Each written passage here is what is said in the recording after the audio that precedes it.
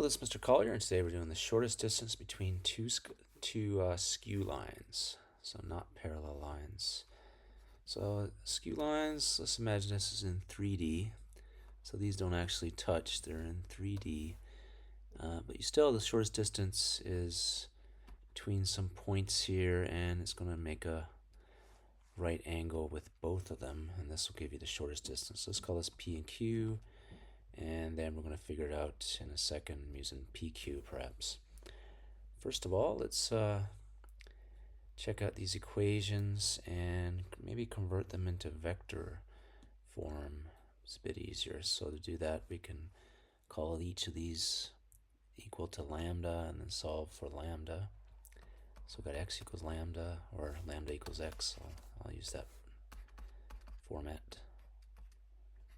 So I don't want my lambda to look like an x. Here we have negative y plus 2 equals lambda. So y equals 2 minus lambda. And negative z plus 2 equals lambda. Okay, so z equals 2 minus lambda. Okay, now for the second equation, I'm going to use a different variable instead of lambda and use mu. So x minus 2 equals mu. X equals 2 plus mu. Okay, then we've got negative y plus 1 equals mu. And that's y equals 1 minus mu. And lastly, z plus 1 equals mu. So z equals negative 1 plus mu. So our equations are, let's call this, so that's just x, so that's 0, 2, 2, plus mu, 1, negative 1, negative 1. And the other one is going to be 2, 1, negative 1 plus lambda. Oh, so I got them mixed up here.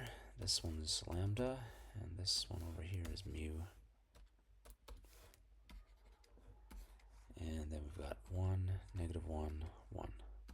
Okay, so those are the equations of the lines. I probably should have matched the colors of the lines over here, but you can figure it out.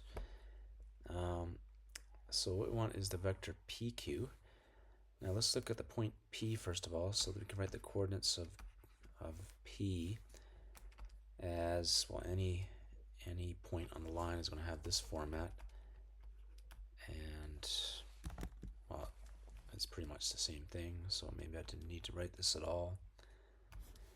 Okay, and then OQ, any point on this green line is going to be 2 plus mu, 1 minus mu, negative 1 plus mu. Okay, so then we do PQ or QP. I'm going to do PQ. PQ is Q minus P, so you're going to subtract them. You're going to have mu, let's put the number in front. 2 plus mu minus lambda. You're going to have 1 minus mu plus 2 minus lambda. You're going to have negative 1 plus mu. Did I do that right? Sorry, this should be subtract. Okay, it's Q minus P, so we're going to subtract 2 minus lambda. And this is going to be subtract 2 minus lambda, which equals 2 plus mu minus lambda. This is negative 1 minus mu plus lambda. And lastly, we're going to have negative 3 plus mu plus lambda. Okay, so this is the vector right here, and we're going to need to get the magnitude of the vector and figure out this here. Now the thing is, this PQ could be anywhere the way we got it set up here, here. We want the specific PQ, that is perpendicular to both lines.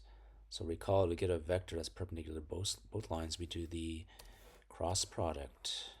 And the directions of the vectors are just the direction vectors, of course, right? So we have 1, negative 1, negative 1, cross 1, negative 1, 1, which equals, negative 1 times 1 is negative 1 minus 1 is negative 2. And then we do 1 times 1 minus negative 1 is 2. And lastly, negative 1 minus negative 1 is 0. Okay, so this is a vector perpendicular to both. You can simplify that a lot, though. We can use 1, 1, 0. That's parallel to negative 2, 2, negative 2, negative 2, 0. So let's use this vector in our calculations. So PQ, which equals this, okay, PQ has to be, let's write it out. This is PQ. It has to be, well, not necessarily 1, 1, 0, but some sort of, it has to be parallel to 1, 1, 0, if you will. Okay?